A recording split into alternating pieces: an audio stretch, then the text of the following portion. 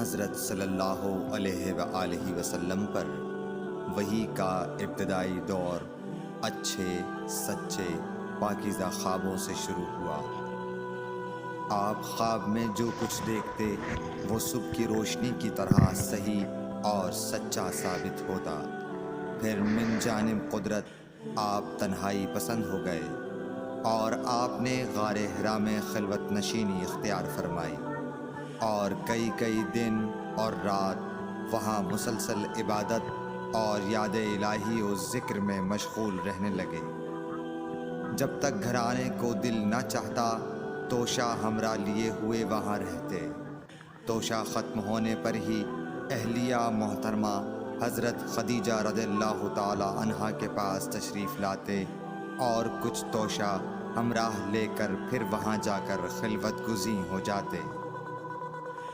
یہی طریقہ جاری رہا یہاں تک کہ آپ پر حق منکشف ہو گیا اور آپ غار حرا ہی میں قیام پذیر تھے کہ اچانک حضرت جبرائیل علیہ السلام آپ کے پاس حاضر ہوئے اور کہنے لگے کہ اے محمد پڑھو۔ آپ فرماتے ہیں کہ میں نے کہا کہ میں پڑھنا نہیں جانتا۔ آپ صلی اللہ علیہ وسلم فرماتے ہیں کہ فرشتے نے مجھے پکڑ کر اتنے زور سے بھینچا کہ میری طاقت جواب دے گئی۔ پھر مجھے چھوڑ کر کہا پڑھو۔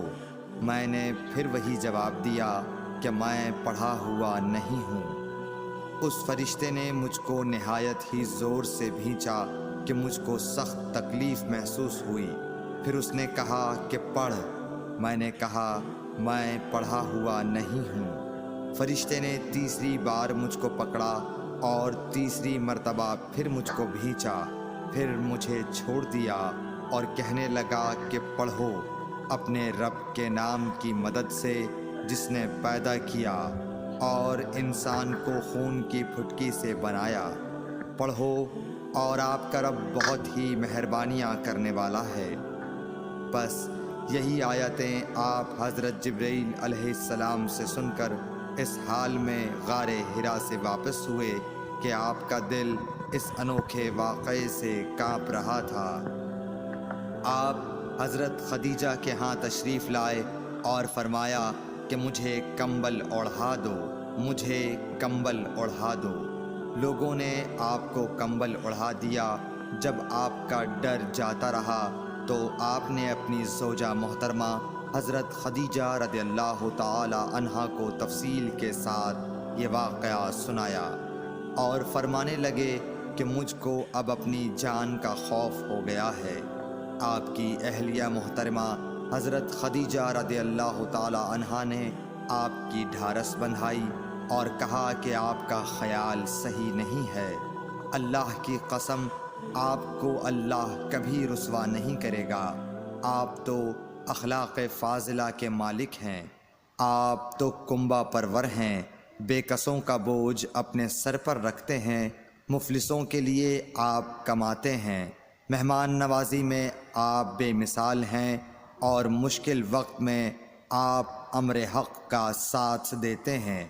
ایسے اوصاف حسنہ والا انسان یوں بے وقت ذلت و خواری کی موت نہیں پا سکتا۔ پھر مزید تسلی کے لیے حضرت خدیجہ رضی اللہ تعالی عنہا آپ کو ورقہ بن نوفل کے پاس لے گئیں جو ان کے چچا زاد بھائی تھے اور زمانہ جاہلیت میں نصرانی مذہب اختیار کر چکے تھے اور عبرانی زبان کے کاتب تھے۔ چنانچہ انجیل کو بھی حسب منشائے خداوندی عبرانی زبان میں لکھا کرتے تھے۔ انجیل سریانی زبان میں نازل ہوئی تھی، پھر اس کا ترجمہ عبرانی زبان میں ہوا۔ ورقہ اسی کو لکھتے تھے۔ وہ بہت بوڑھے ہو گئے تھے، یہاں تک کہ ان کی بینائی بھی رخصت ہو چکی تھی۔ حضرت خدیجہ رضی اللہ تعالی عنہا نے ان کے سامنے آپ کے حالات بیان کیے اور کہا کہ اے چچا زاد بھائی، اپنے بھتیجے محمد صلی اللہ علیہ وسلم کی زبانی ذرا ان کی کیفیت سن لیجئے۔ وہ بولے کہ بھتیجے آپ نے جو کچھ دیکھا ہے اس کی تفصیل سناؤ۔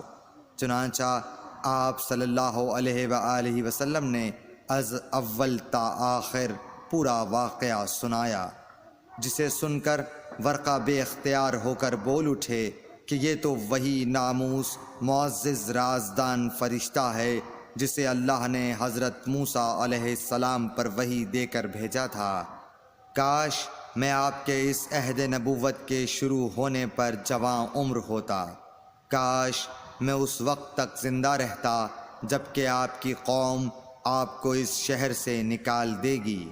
رسول کریم صلی اللہ علیہ وآلہ وسلم نے یہ سن کر تعجب سے پوچھا کہ کیا وہ لوگ مجھ کو نکال دیں گے، حالانکہ میں تو ان میں صادق و امین و مقبول ہوں؟ ورقہ بولا، ہاں یہ سب کچھ سچ ہے، مگر جو شخص بھی آپ کی طرح امر حق لے کر آیا لوگ اس کے دشمن ہی ہو گئے ہیں۔ اگر مجھے آپ کی نبوت کا وہ زمانہ مل جائے تو میں آپ کی پوری مدد کروں گا، مگر ورقہ کچھ دنوں کے بعد انتقال کر گئے، پھر کچھ عرصے تک وحی کی آمد موقوف رہی۔ صحیح بخاری حدیث نمبر 3۔